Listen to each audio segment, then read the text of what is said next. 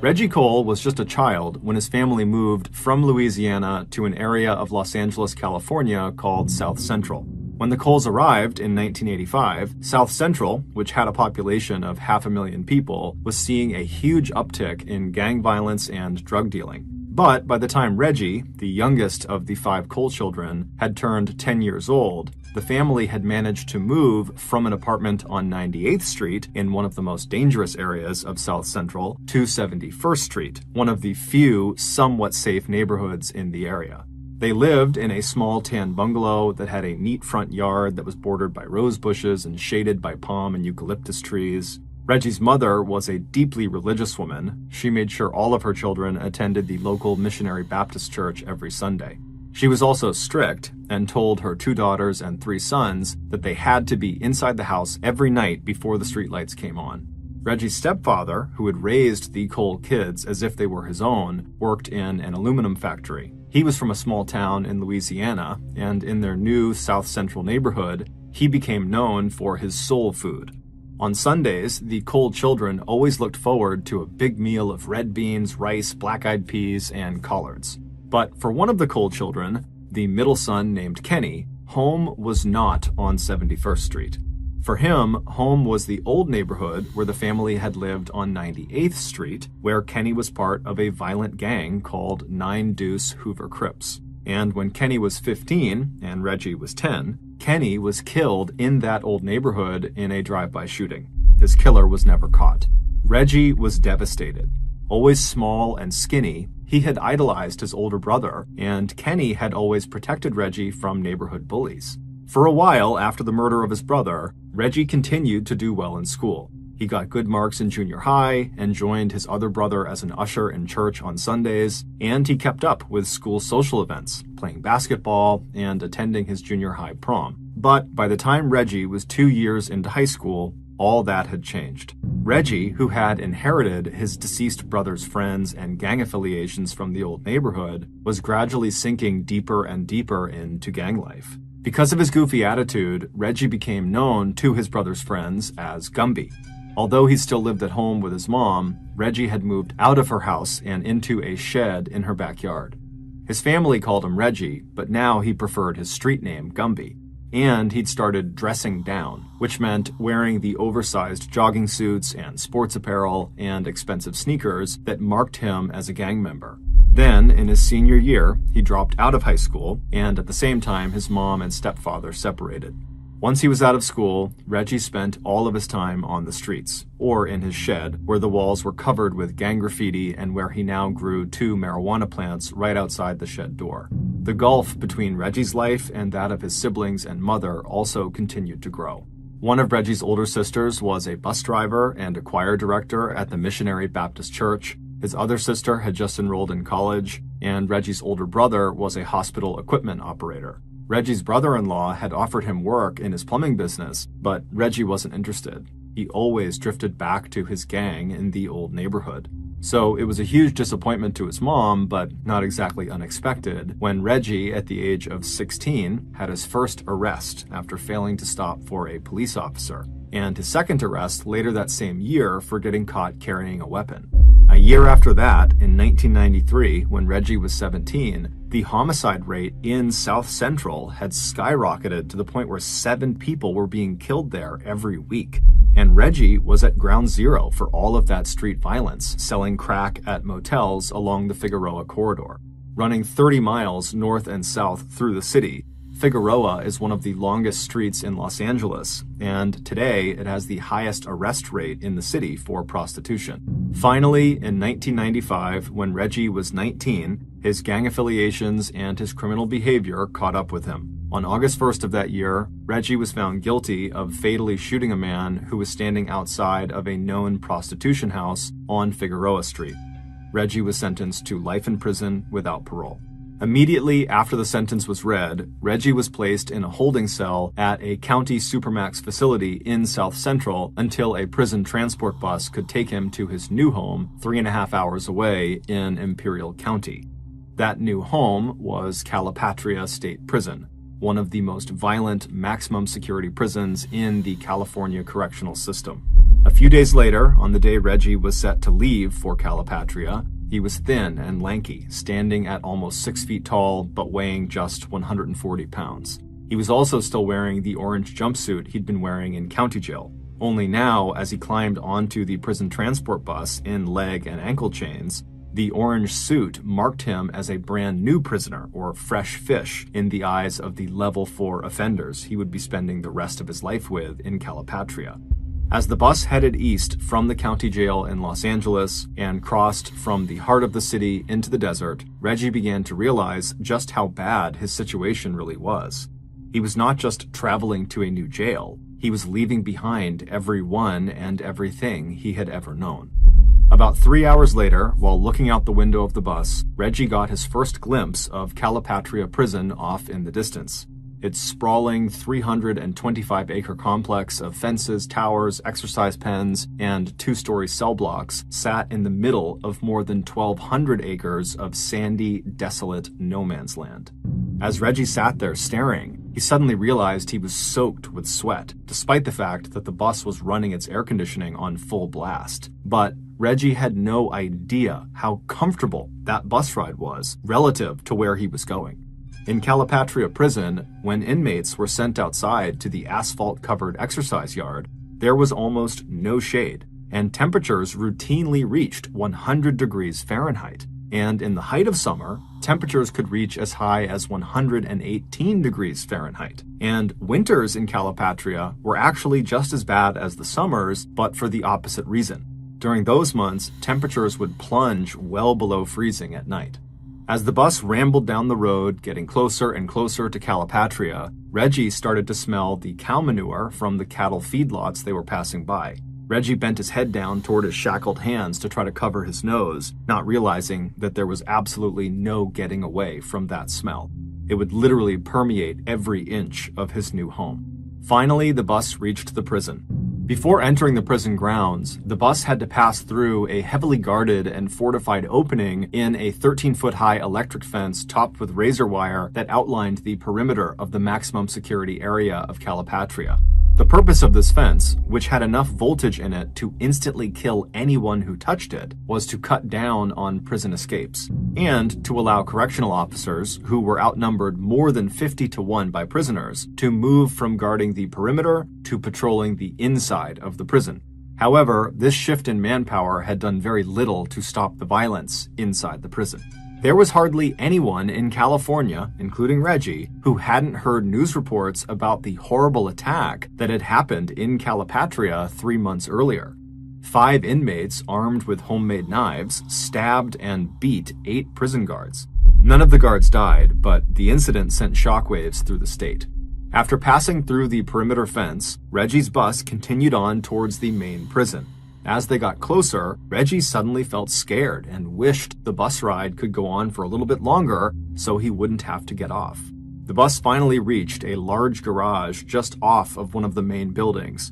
When the bus pulled into the garage, the inmates saw several guards standing around inside, clearly waiting for them. And behind these guards on the wall was a big security door that led into the prison. It actually went into an area called Receiving and Discharge, or R&D. R&D is where new inmates are cataloged, inventoried, and booked into the prison system and their specific prison facility. The bus driver pulled into the designated parking spot in the garage and then came to a complete stop. As the bus engine idled and Reggie and all of the other fresh fish sat anxiously on the bus, one of the guards outside, who was carrying a clipboard, stepped onto the bus and chatted with the driver for a moment. Then the guard turned and faced Reggie and the other men on board and started calling out their names one by one. As he did, each man got up and, with their hands and feet in shackles, they shuffled to the back of the bus, where another guard had opened the back door.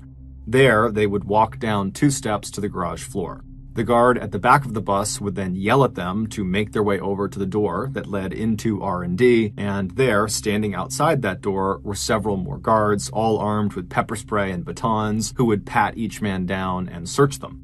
After the men were searched, they were motioned to walk through the door into R&D. Although the chains and shackles he was wearing had already drilled into Reggie the fact that his life was now totally changed, he was still not prepared for the shock he felt when he finally stepped through the R&D door and was actually inside the prison. Inside, a guard watched every move Reggie made, and security glass and wire separated Reggie from the men and women who processed his paperwork. What little he had brought with him was about to be inventoried and put into a storage compartment. His only possessions going forward would be the items that prison officials would give him over the next several hours. After stepping into a big windowless room, he was told to take off his clothes, and then a guard with gloves on did the first of hundreds of strip searches that would become a routine part of Reggie's life. Then he was handed his prison-issue clothing and told to get dressed. After he was given his inmate ID card that he would keep with him at all times. Reggie was also given 2 blankets, 2 sheets, a washcloth, a pillowcase, soap, toothpaste, and a toothbrush. After leaving R&D, Reggie was walked to his cell. In Calipatria, the cell blocks were all 2 stories high, with each cell door facing out toward a common area that the guards patrolled. Unlike what most people imagine when they think of jail cells, these cells did not have bars with lots of openings to look through. The cell walls were concrete, with no windows, and the doors were heavy sheet metal with only 2 small vertical slits that were windows that they could look through out into the common area. Inside of Calipatria, every sound reverberated off of the concrete and metal, meaning it was always noisy and extremely difficult to sleep. As Reggie was led by the guard to his cell, the awful sounds echoing all around of people yelling and banging on things were so distracting and awful that his initial impulse was just to run away to somewhere that was quiet. But, of course, as soon as he had that impulse, he remembered that he'll never be able to do that, ever. This was his reality. When Reggie finally entered his single-person cell and heard the door shut behind him, he felt himself relax just a little bit. He looked around his tiny room and saw a metal sink and a toilet, as well as a bunk bed. And as he looked at the bunk bed, it took him a second to process that there was another person laying on it. Although Calipatria had only opened 3 years earlier in 1992, by the time Reggie arrived, it was already completely overcrowded, which is why single-person cells like this one now held 2 people. The man laying in the bottom bunk stared at Reggie. Reggie looked away. He knew better than to try to be friends with this man. Keeping his head down and making sure he did not touch the lower bunk where his cellmate was still watching him, Reggie awkwardly made up the top bunk with the sheet and blankets he'd been given in R&D. Then, once his bed was made, Reggie walked a few feet over to the metal toilet. He did his business. Then, without a word, he hauled himself up onto the top bunk, where he lay staring at the ceiling in silence. Within the first few weeks of Reggie's arrival, he was given his first lesson in prison survival. He was out in the exercise yard when an older inmate who was sitting on top of one of the picnic tables motioned Reggie over. With his elbows propped on his knees, the inmate stared at Reggie as if sizing him up. Then he told Reggie, "You need to find people from your neighborhood, and then you need to join one of the gangs, and if possible, you join the same gang that you ran with on the outside. And don't trust anyone. No one here is your friend. Oh, and make yourself a knife." Reggie thanked him and decided he would take his advice. Inside the prison, Reggie began scanning the inmates for tattoos that signified they were in the Crips, like he had been when he was still a free man. Outside in the yard, Reggie continued to scan the inmates, but he kept to the perimeter where he couldn't be seen as disrespecting anyone or invading their space. Reggie also always carried a homemade knife, which was a toothbrush he had filed down against the concrete. But before Reggie was invited to join a gang, which would offer him protection, he was challenged. Reggie had been making his usual perimeter walk out in the yard when a bigger inmate and a few of his crew walked over and stood in front of Reggie, blocking his path. Then the main guy started muscling Reggie against the fence. Reggie already knew what happened to fresh fish who did not stand up to the first sign of any kind of disrespect or aggression. In fact, he'd seen it over and over again right in his own cell. His cellmate, the same one who had been laying on the bottom bunk when Reggie first arrived, had made the mistake of thinking a few visitors to their cell, men neither of them knew, were there as friends. His cellmate had welcomed them inside and shook hands with them, while Reggie had remained on the top bunk and pretended to be asleep. The men who had come inside immediately grabbed Reggie's cellmate, threw him on the ground, and raped him. When they were done, they left without touching Reggie. Because Reggie's cellmate had not fought back during this first assault, these men would come back many more times, and each time Reggie would be forced to listen to it while he lay still and silent in his top bunk. And like most of the inmate-on-inmate attacks at this prison, the rapes went unreported. Even if a guard took a charge like that seriously, the consequences of snitching on another inmate were much worse than any punishment a correctional guard could deal out. So, out in the yard, as Reggie found himself being muscled against the fence by this big guy, the thought of his cellmate being raped over and over again ran through Reggie's mind. He knew he had to stand up for himself. So Reggie reached into his waistband, he grabbed his homemade knife, and he stabbed the bigger inmate in the side. His aim was not to deliver a wound that would kill or be so serious that the guards would have to investigate, but to use his weapon for defense and intimidation. From that day forward, while Reggie would never be known as a brawler, he did start to build a reputation as someone who was quick to use his blade, and therefore someone who was not to be messed with. Shortly after this stabbing, Reggie was welcomed into a gang called the 49 Deuce Crips. All the Crips at Calipatria were run by a single man, one of the most violent inmates there, a 200-pound bodybuilder named Eddie Clark, who went by the nickname El Diablo, or the Devil. For El Diablo, Calipatria was not just his home, it was his business. Calipatria was known as a money prison, where drugs were just as pervasive as unchecked violence. Reggie had seen dozens of inmates smuggle crack and heroin around the prison. They would put the drugs inside balloons before inserting them into their bodies, a practice that was extremely risky because the balloon could break or disintegrate once it was inside of them. And all this was part of the drug empire that was ruled by El Diablo. Even the guards recognized his power as Calipatria's shot caller, allowing him to wear a bright orange do-rag wrapped around his head out in the prison yard. Under the general protection of his new gang and their leader, El Diablo, Reggie's life got noticeably better. Not only was he now much more safe at the prison, but being a part of this gang also allowed Reggie to feel somewhat human again. Whether it was playing basketball or leaning up against the picnic tables and chatting with fellow gang members, Reggie finally had people around him that he felt like he could trust. But, like everyone else in the Deuce Crips, Reggie did his best not to interact with or attract any attention from El Diablo. Because even though El Diablo was their boss and main protector, they were all afraid of him. El Diablo was only 34 years old, but he had spent 20 of those years behind bars. When he was a juvenile, he beat another teenager to death. When he was an adult, he sexually assaulted an elderly woman and shot her son in the course of robbing their house. In prison, El Diablo was known to turn on people, even his own people, suddenly, viciously, and without warning. The Devil was also connected to prison staff. 2 years after he'd entered prison, he'd fallen in love with one of the corrections officers who oversaw one of the common areas where the Devil spent time. He wrote her an 8-page-long love letter where he told her that, quote, she had 75% of his heart. This was apparently enough for Lisa Finch, who eventually quit her job as a prison guard, married El Diablo, and on her visits to him in Calipatria, she smuggled in PCP-laced cigarettes that he could sell to other inmates. Over the next 4 years, Reggie carved out a relatively safe life for himself in Calipatria. He had managed to fit in with his new gang without upsetting El Diablo. He also managed to avoid making any real enemies outside of his gang. Over the course of those 4 years, Reggie spent much of his time exercising, which added some muscle to his thin frame. He also got several tattoos, including a Ghetto Star prison tattoo on his shoulders, as well as 2 Crips tattoos on his chest and stomach. But despite settling into a routine and starting to feel relatively comfortable, Reggie knew he and everyone else at that prison had a big problem. By 2000, so 5 years into Reggie's prison sentence, El Diablo had gone from just being a very intimidating inmate to being a monster. He would attack virtually anyone for virtually anything. Sometimes all it took was looking at him wrong to get stabbed or beaten or raped.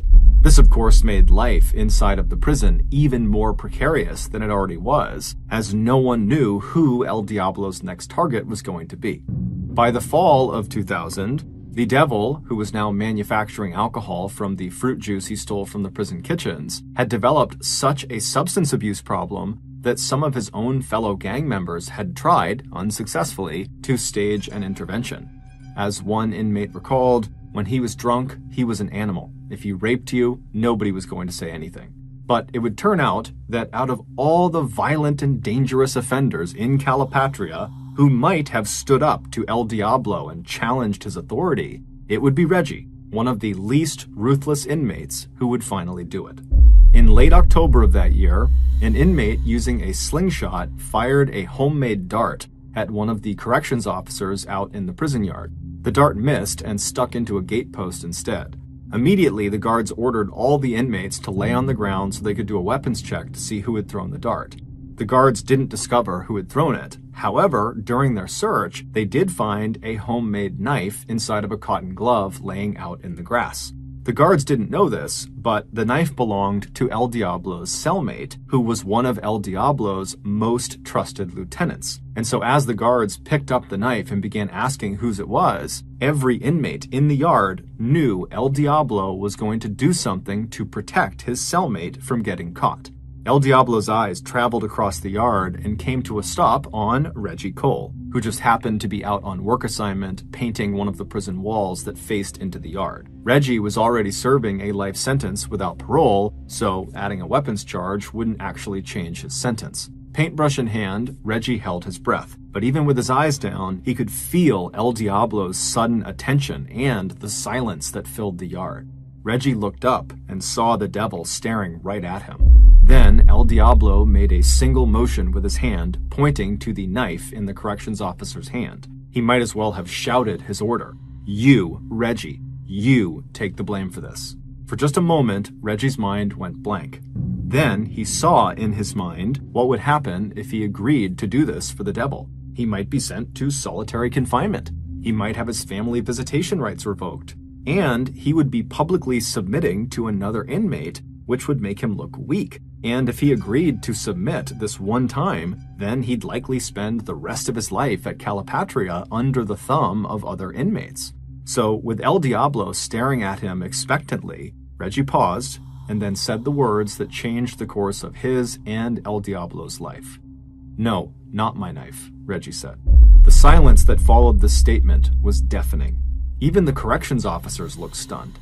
Reggie did not look at El Diablo, but both men knew at that moment Reggie was now a marked man. El Diablo would make sure that Reggie paid the highest price possible for refusing this direct order. Over the next 4 weeks, Reggie expected to be attacked by El Diablo or one of his henchmen at any moment. As the nights grew colder, Reggie would lie in his bunk, sleepless, thinking about his options. The way he saw it, there were only 4 of them. He could submit to El Diablo and do whatever he wanted to pay for his insubordination. He could snitch on El Diablo to the guards. He could kill El Diablo, or he could be killed by El Diablo. Reggie obsessed over these 4 choices. He'd pace around the perimeter of the exercise yard, keeping a very wide berth around El Diablo, weighing out the pros and cons of each action. Finally, Reggie made up his mind. He didn't know exactly how it was going to happen, but he knew he'd be ready when the time was right. It all happened on the morning of November 28th, 2000, roughly 1 month after Reggie had refused to take the blame for the knife. That day, Reggie was walking around the perimeter of the exercise yard when he noticed the devil walking toward him. The devil wasn't even trying to sneak up on Reggie. It seemed like he wanted Reggie to know that he was about to get attacked. Reggie stopped and just watched the devil as he got closer, not really sure what he should do. When the devil was finally right in front of him, he didn't say anything. He just reached out and grabbed Reggie's shoulder with his left hand, and then with his right, he drove a knife into Reggie's side. Not far enough to be a lethal blow, but enough to send a very painful message that Reggie's days were numbered. As he pulled the knife out of Reggie, El Diablo leaned forward and whispered into Reggie's ear, "You are my bitch." And then he chucked the knife onto the grass and casually walked away. Reggie pressed his hand over his wound, he gritted his teeth, and he walked in the opposite direction of El Diablo over towards the fence. There was nothing anyone could do for him. The guards made no sign of having even noticed the attack, and even if they had, Reggie, like other victims of El Diablo's violence, would have lied. About 15 minutes later, a bell sounded, signaling the exercise period was over. The guards and inmates knew the drill. The inmates would line up and be searched for weapons or contraband before they were allowed to re-enter the cell blocks. El Diablo was ahead of Reggie in the line. Reggie, hiding his stab wound under the waistband of his pants, stood there quietly, clutching a 6-inch-long knife that he had dug out of its hiding place near the fence just minutes after he had been attacked by El Diablo. A corrections officer ordered El Diablo to turn around while he was still in line and to stretch out his arms so he could be searched. The devil did this, and as he was turned around, he stared menacingly at Reggie. On the devil's right forearm, there was a tattoo of a hand gripping a sword. On his right ribcage was a self-portrait of El Diablo slitting a man's throat. Looking up and finally meeting El Diablo's eyes, Reggie suddenly leapt over the crouched prison guard who was between them searching El Diablo, and Reggie drove the point of his homemade knife directly into the front of El Diablo's throat. El Diablo, still staring at Reggie, but now with a look of terror on his face, staggered backwards and off to the side. The blade had gone straight through his voice box, and blood was now pouring out of that 1-inch hole in the center of his neck. Reggie immediately threw himself to the ground, putting his hands behind his back. As he laid there looking up at the stunned El Diablo, Reggie knew the wound he had just inflicted was fatal. As everyone else in the yard also got down on the ground and guards started firing off their cans of pepper spray, Reggie told one of the nearby guards, "I know what I did. I know what I did." By the time the doctor arrived 30 minutes later, El Diablo was dead. By late that afternoon, Reggie had been placed into solitary confinement.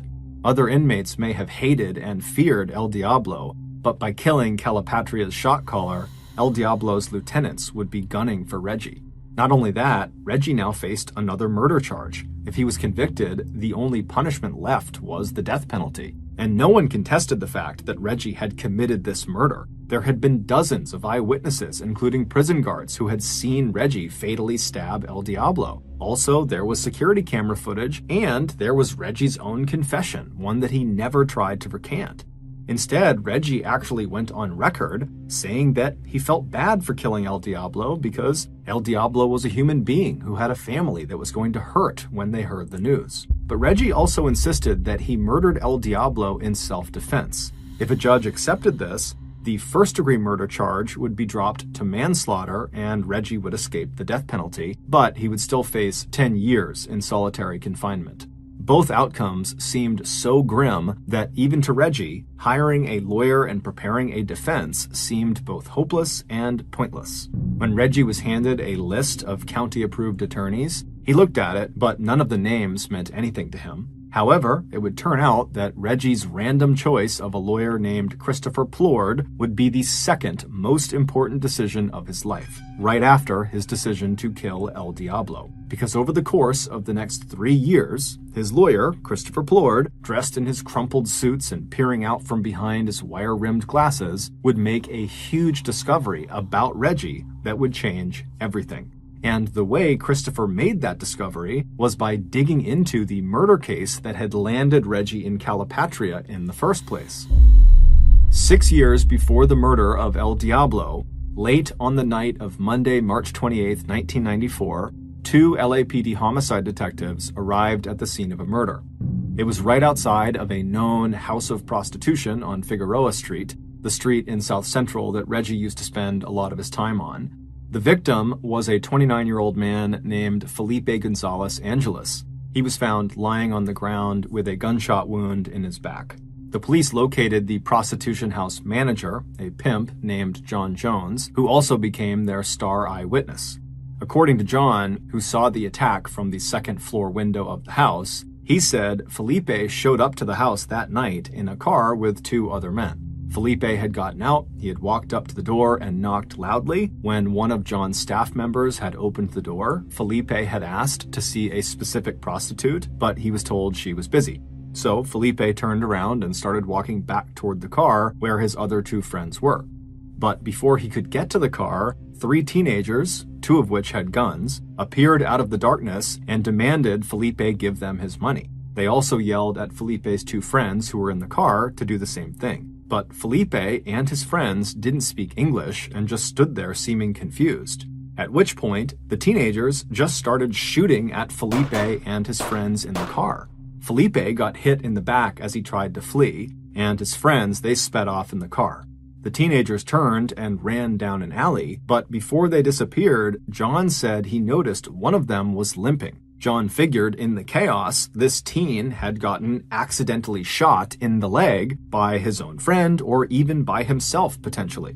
A few weeks after the murder, a tip from police working a different crime altogether would lead those two LAPD detectives who arrived at Felipe's murder scene to Reggie Cole and his friend and fellow Crip, Obie Anthony, who were both in jail at the time on charges of suspected carjacking.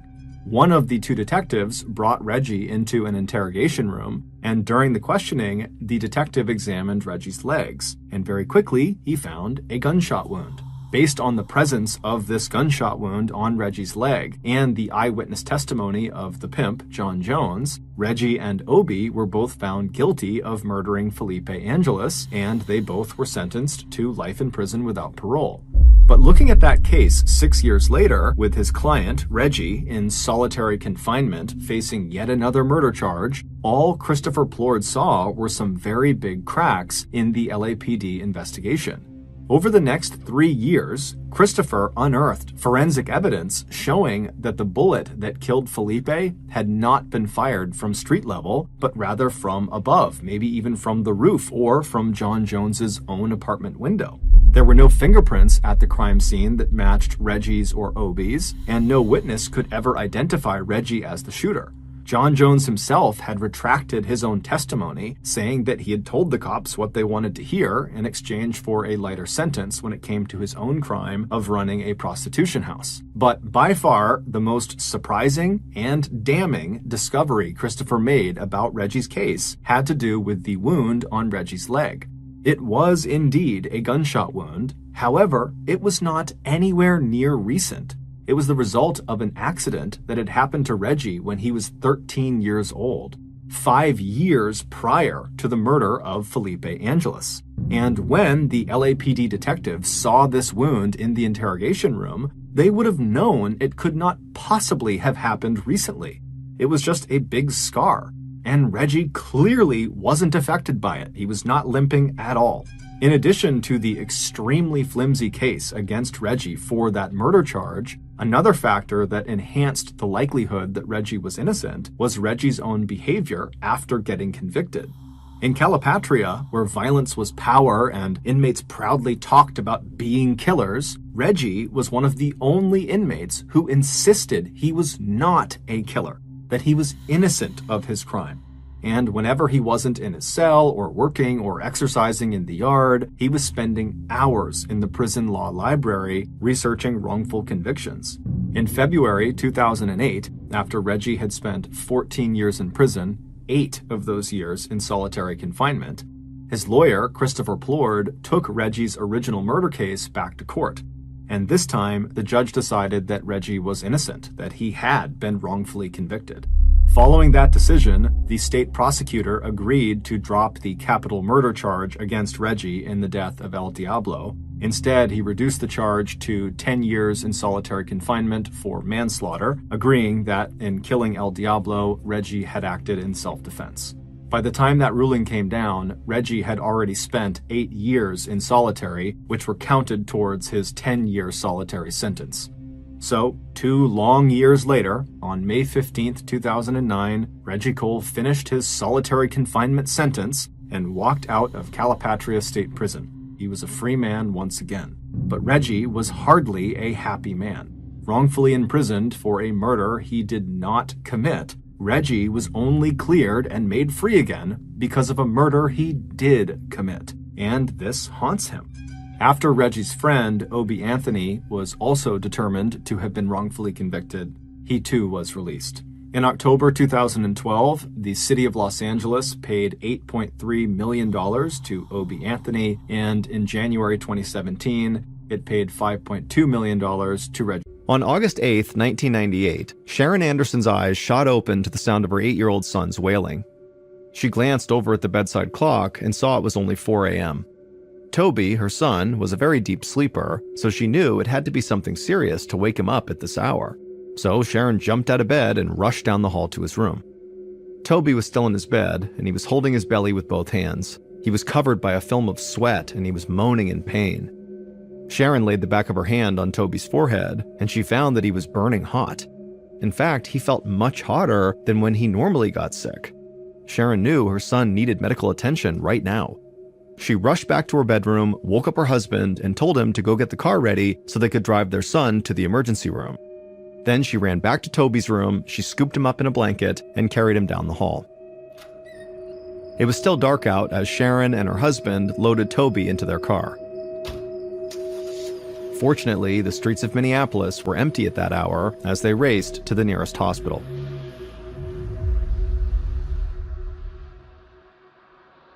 Attending physician Dr. Jean Miller was just starting her shift when her office intercom buzzed and a voice announced that an 8-year-old boy named Toby had just been wheeled into the ER. His mother, Sharon, said Toby had been feverish for hours and was throwing up. Dr. Miller jumped up from her desk and dashed down the hall to the emergency room. She found Toby lying in bed, his eyes half open and his skin drained of color, while his pajamas were dark with sweat. The boy's parents hovered beside the bed looking worried and helpless. Dr. Miller called for a nurse to bring an IV saline drip to get some fluids into the boy. Then she measured his heartbeat and listened to his breathing. But the child's intense stomach pains suggested that whatever was going on was an intestinal issue. That covered a lot of possibilities, from food poisoning to something much more serious like appendicitis. Dr. Miller asked Toby's parents if he'd eaten anything unusual lately. They looked at each other and listed various meals from the past few days, but then said that nothing out of the ordinary came to mind. Dr. Miller nodded, then asked Toby where it hurt most. With very shaky hands, Toby pointed to his stomach. Tears formed in his eyes, and he told Dr. Miller the pain was getting even worse. Dr. Miller smiled calmly, doing her best to hide her concern that Toby seemed to be sinking. The doctor grabbed a phone off the wall and called the lab to order blood and stool samples. That would likely identify what was happening inside of Toby's body. The doctor was pretty sure it was some kind of food poisoning, but the boy's intense discomfort suggested that it could be more serious than your run-of-the-mill 24-hour stomach bug. Dr. Miller took the parents aside and told them to make a list of every food and every place that Toby had eaten in the past 4 days. Dr. Miller promised they would find out what was happening to their son and they would do everything in their power to make him right again. A few hours later, Dr. Miller's phone rang. It was the lab with Toby's results. They found blood in Toby's stool, which indicated intestinal bleeding, most likely from bacteria in his food. So Dr. Miller had apparently been right. It was some kind of food poisoning. Now they needed to figure out what kind of food poisoning it was. The lab technician said they had already isolated the bacteria from Toby's stool for closer analysis. Dr. Miller thanked the technician and hung up. The good news was that they were now closer to knowing what was making Toby sick. But the bad news was, until then, Dr. Miller could not really aggressively treat Toby's illness. For many bacterial infections, the best treatment is antibiotics, but with certain strains of bacteria, such as highly toxic strains of E. coli, antibiotics can actually make the patient sicker or even kill them. So for now, all Dr. Miller could do was keep Toby's fever down with medication and his dehydration at bay with an IV drip. Dr. Miller checked in with Toby's parents and told them to get some rest and that she would be back at the hospital first thing in the morning. Then the doctor left the room and went to the night nurse and told her to please contact her at home if anything changed with Toby. The next morning, Dr. Miller had just sat down behind her desk with a mug of coffee when a nurse knocked on the door and poked her head in. She said there was a new arrival to the ER, a 4-year-old girl named Peyton Egger. She had a sweltering 104-degree fever, and her mother said she'd been vomiting on and off for 12 hours with repeated bouts of diarrhea. Dr. Miller's mind raced as she followed the nurse down to the emergency department. White curtains were drawn all around a gurney that had just been wheeled in. Little Peyton was lying on the gurney, drenched in sweat. Her face was drained of color, and she was struggling to keep her eyes open, and her parents stood to the side, clutching each other nervously. Dr. Miller immediately ordered the nurses to hook Peyton up to an IV drip while she checked the girl's vitals. Peyton's pulse was weak and her blood pressure was dropping. Dr. Miller worried she might be going into shock, which could cause her organs to shut down. Dr. Miller realized that Peyton's symptoms were very similar to Toby's, so much so that she wondered if both kids had caught the same infection. Peyton's parents told Dr. Miller that their home was in a suburb north of Minneapolis, which was nowhere near where Toby's family lived. Still, Dr. Miller thought there must be something these two kids had in common. Dr. Miller called the lab and told them she wanted full blood work run on Peyton, plus stool samples tested as well. Then, Dr. Miller took Peyton's parents into the hallway and asked them for more details. The mother said that Peyton had been complaining of stomach pains last night, but it really hadn't seemed that serious. But at around midnight, Peyton woke up crying from all the pain and then began vomiting. After that, she kept vomiting nearly every hour and had several episodes of severe diarrhea. Then her temperature started spiking.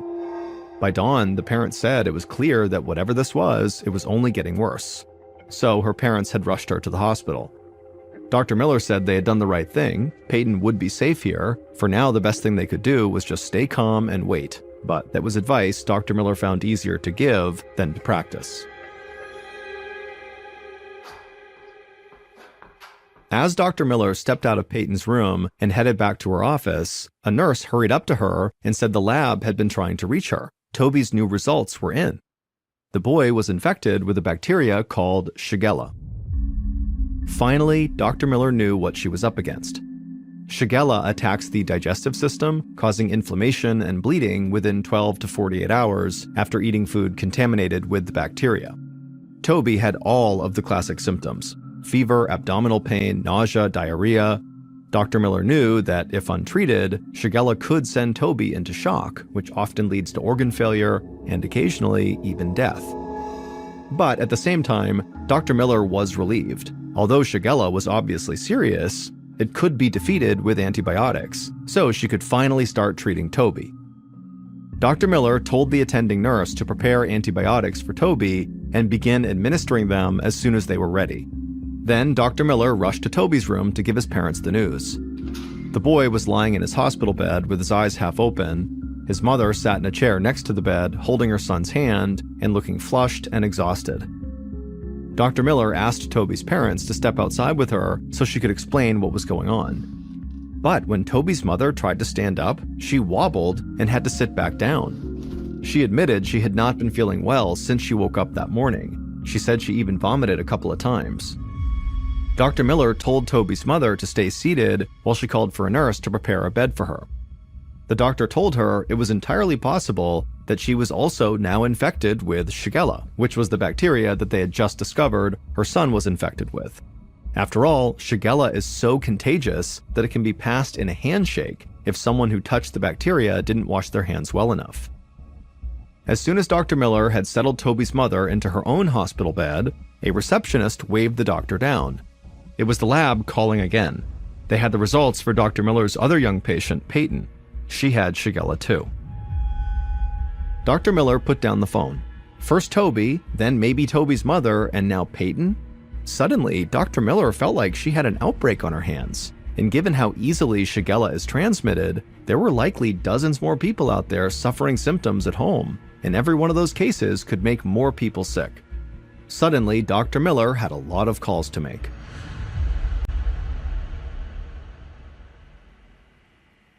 Later on that same afternoon in August of 1998, a young epidemiologist at the Minnesota Department of Health named Dr. Julie Wickland was sitting at her desk when her secretary buzzed. She told her there was an urgent call coming in from a local hospital. Dr. Wickland was only in her 20s and still trying to prove herself professionally, but one thing she had already learned was that being an epidemiologist meant everything was a potential emergency. People's lives were always on the line. She picked up the phone and called Dr. Miller, who described the potential Shigella outbreak she was facing. 3 cases in her hospital, and likely a lot more people at home right now who just weren't sick enough to head to the hospital yet. But soon they would be.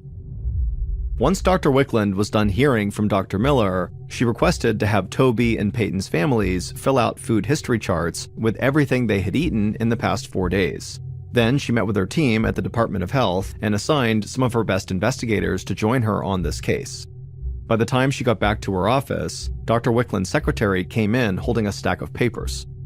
The families had already filled out and faxed over their kids' food histories. Dr. Wickland spread them out on her desk and scanned them to look for commonalities. Right away, she noticed a pattern. They had all eaten at a restaurant called Roberta's. The odds were extremely low that both Toby and Peyton's families had eaten at the same place in the same 4-day window, especially considering how far apart they lived, and so this was exactly the type of breakthrough Dr. Wickland was hoping for.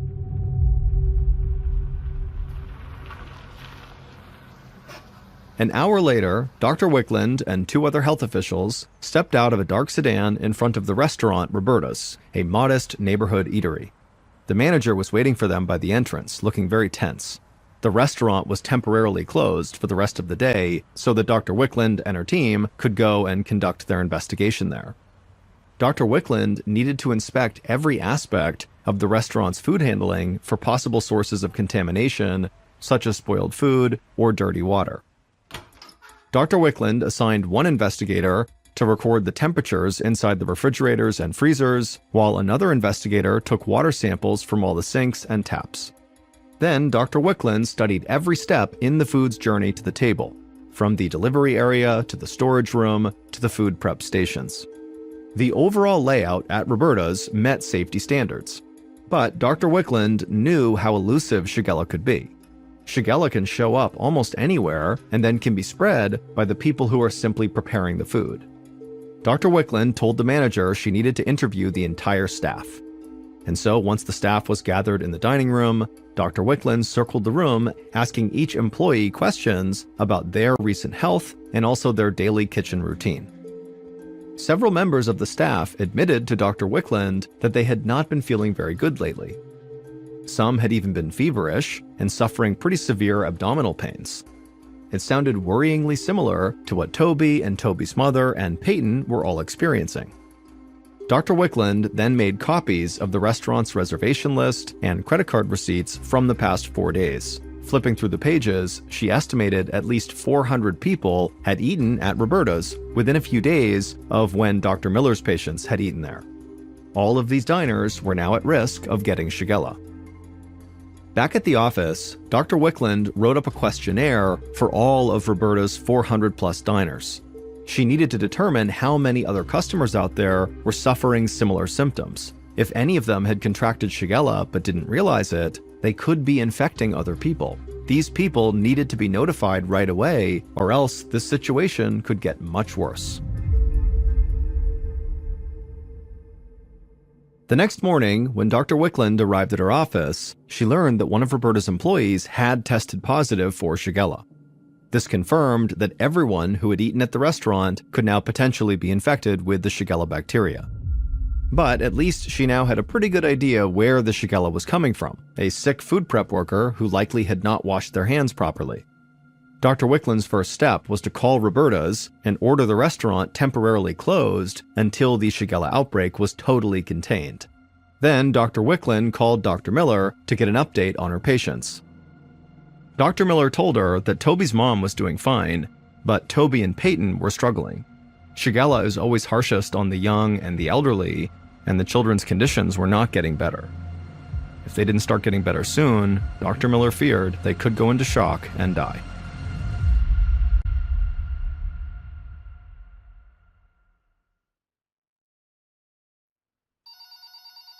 Early the next day, Dr. Wickland's phone rang with new results from the lab. Several more employees at Roberta's restaurant had tested positive for Shigella. This meant that the disease outbreak was not coming from a single unsanitary worker. It was coming from lots of places. Dr. Wickland got a fresh cup of coffee and then sat down at her desk to begin studying the first wave of questionnaire results from Roberta's recent customers. And she was disturbed to see that a full half of the 400 diners reported experiencing symptoms that were consistent with Shigella. But as Dr. Wickland studied the responses, something about the data just didn't seem right. A large percentage of infected diners had eaten at Roberta's before any of the employees started to get sick. So it was unlikely that the employees were giving the infection to the customers. The workers were actually victims too. Dr. Wickland leaned back in her chair and took a deep, defeated breath. She now realized that she actually had no idea where all the Shigella cases were coming from. An hour later, the manager at Roberta's unlocked the restaurant door and let in Dr. Wickland. She told the team to put on gloves and start discarding every piece of food in the building. Nothing could be saved. Roberta's manager was happy to comply, and Dr. Wickland told him the business could reopen once all the food had been thrown away and the entire restaurant professionally cleaned. They couldn't afford to take any chances. Dr. Wickland pulled a bin of produce off a shelf and dumped it in the trash. The Shigella was somewhere under this roof, and Dr. Wickland was not going to let it slip past her. Dr. Wickland returned to her office at the Department of Health to find a report sitting on her desk. Her heart sank. It was the details of another case of Shigella, this time north of Minneapolis. A 33-year-old woman had been rushed to a hospital after hours of vomiting, fever, and diarrhea. The night before, the woman had eaten at an upscale restaurant in her neighborhood called Marty's. Not only that, but she'd gone to the restaurant with multiple friends, all of whom had been contacted and reported feeling sick. But Marty's restaurant was very far from Roberta's. For this illness to strike two restaurants in entirely different areas, miles apart from one another, was extremely rare. Dr. Wickland sighed and called the manager at Marty's to tell them the restaurant would have to close until further notice. She said that a health official would be there shortly to collect their reservation list and credit card receipts, and all their recent diners would need to be contacted about the disease outbreak. Dr. Wickland then called a meeting with her investigators to brainstorm. She felt lucky that there had been no fatalities so far, but she also knew that young children were in the greatest danger. She told her team they had to find the link between Marty's restaurant and Roberta's restaurant that could explain all the Shigella cases. Maybe both restaurants sourced particular food items from the same place, or maybe an employee worked part-time at both restaurants, or maybe they shared a water supplier.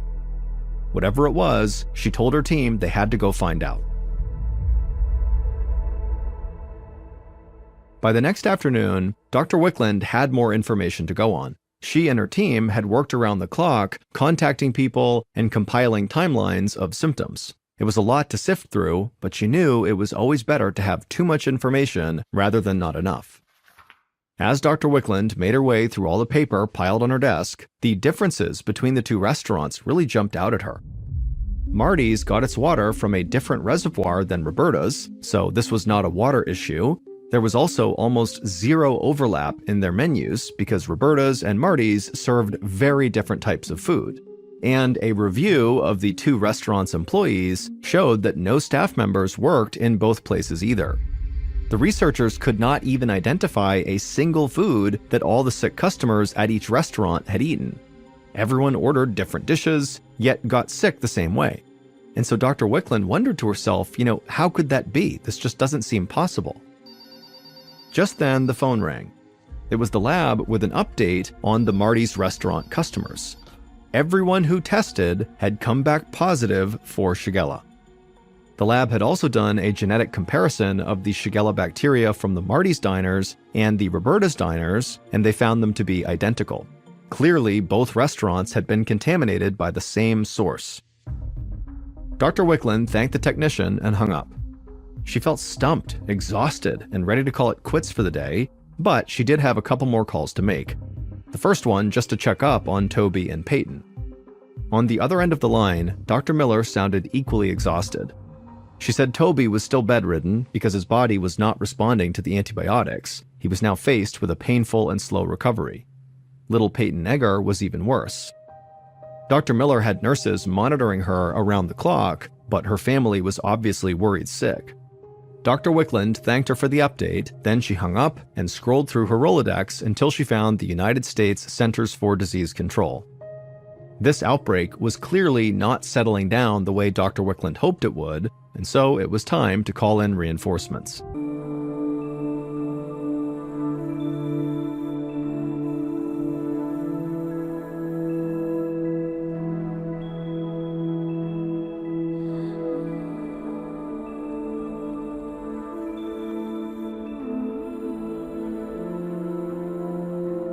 Dr. Timothy Niemi was in his office packing up to head home when his phone rang.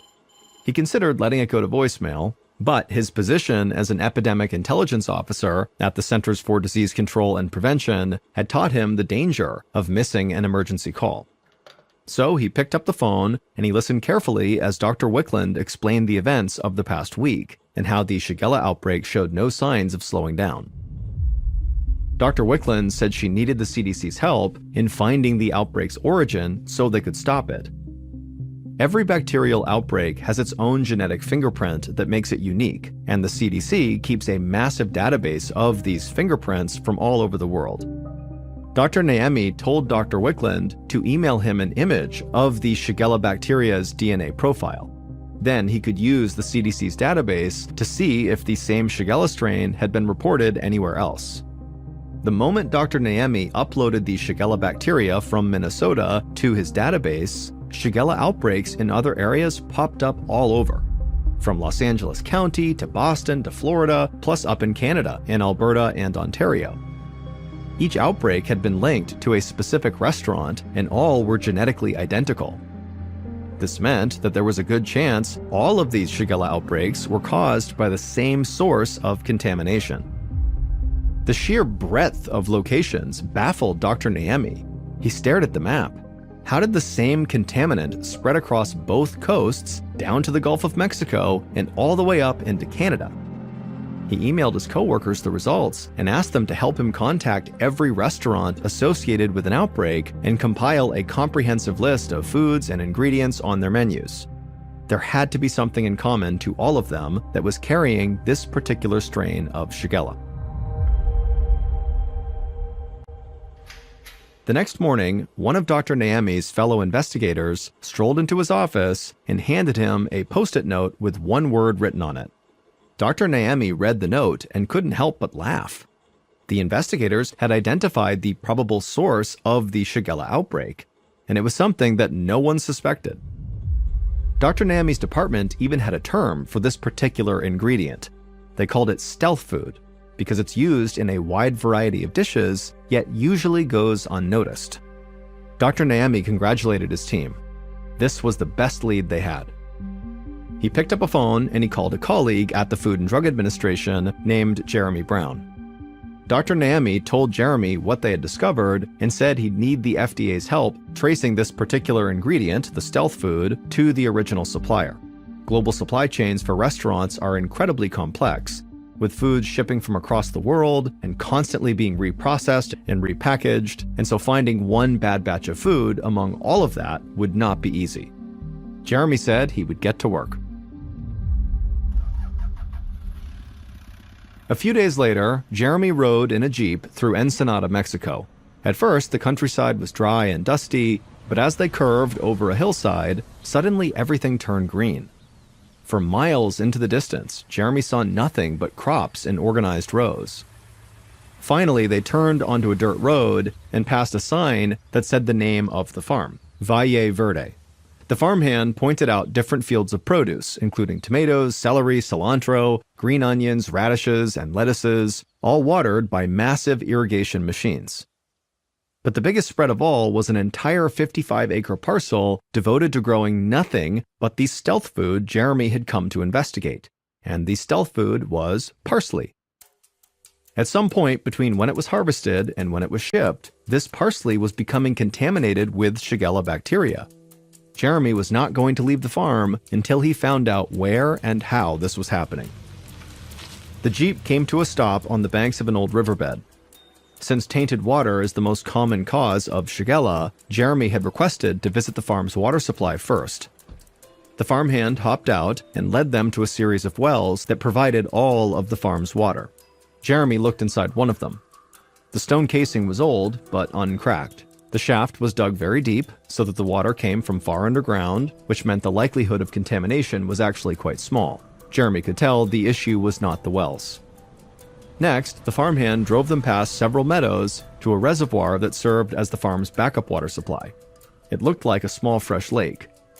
The water seemed clean, but Jeremy still bottled up a couple of samples for testing back in the US. The farmhand asked Jeremy where he wanted to head next. Jeremy said he could use a break from the heat, It had gotten much hotter as the afternoon wore on. A few minutes later, the Jeep rumbled to a stop in front of a huge farm shed with a corrugated steel roof. It contained long conveyor belts stacked with crates of parsley. At the end of the line, men took those crates and stacked them on a pallet and then hosed them down with chilled water from a machine called a hydro cooler. Jeremy watched as hundreds of boxes quickly piled up and were loaded into the backs of huge trucks and then driven away to be shipped all across North America. Jeremy asked the farmhand if the water for the hydro cooler came from their wells or the reservoir, but the farmhand shook his head and said neither. The water for the hydro cooler came from Ensenada's municipal water supply. Jeremy put on his sunglasses and told the farmhand that that was where he needed to go next. At the municipal water plant, the facilities director admitted that they had been a bit overwhelmed lately. Due to government funding cutbacks, they had been understaffed for a while. With fewer security guards to watch the place, there had been a few break-ins lately, and some equipment had even been damaged. At one of the water filtration systems, Jeremy noticed that the machine that normally disinfects the water with chlorine was shut down. Jeremy asked the manager if the chlorinator had just been turned off today or if it really was not working at all.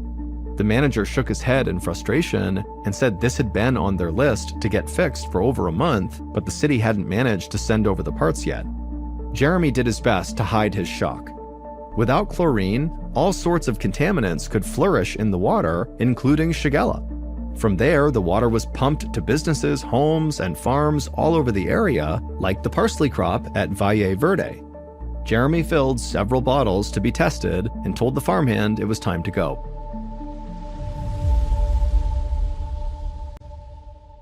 Days later, Jeremy got his results. Ensenada's municipal water was loaded with Shigella. And it was the same strain as the one found at Roberta's, Marty's, and all the other restaurants. The contaminated water had been sprayed directly onto the parsley right before being shipped to restaurants all across North America, where people like Toby, Peyton, and their families ate the parsley without giving it a second thought. Jeremy knew they had been lucky in tracking down the source relatively quickly.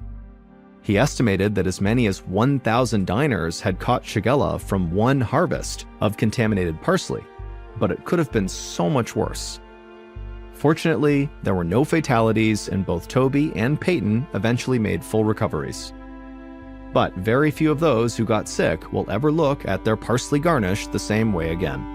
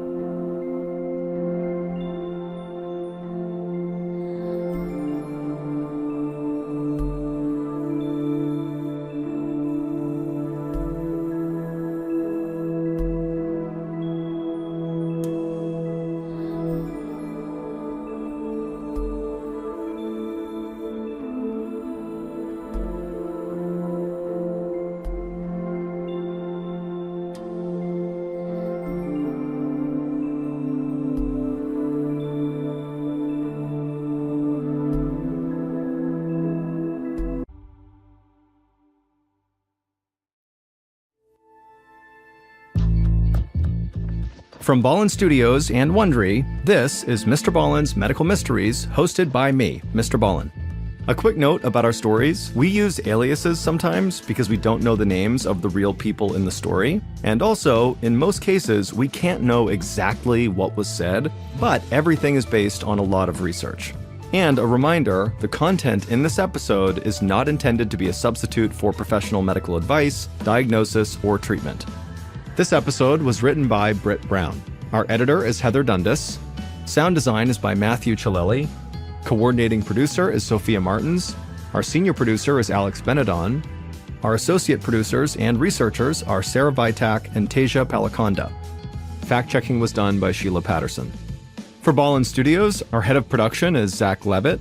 Script editing is by Scott Allen and Evan Allen. Our coordinating producer is Matub Zaire. Executive producers are myself, MrBallen, and Nick Witters. For Wondery, our head of sound is Marcelino Villapando. Senior producers are Loredana Palavoda and Dave Schilling. Senior managing producer is Ryan Lohr. Our executive producer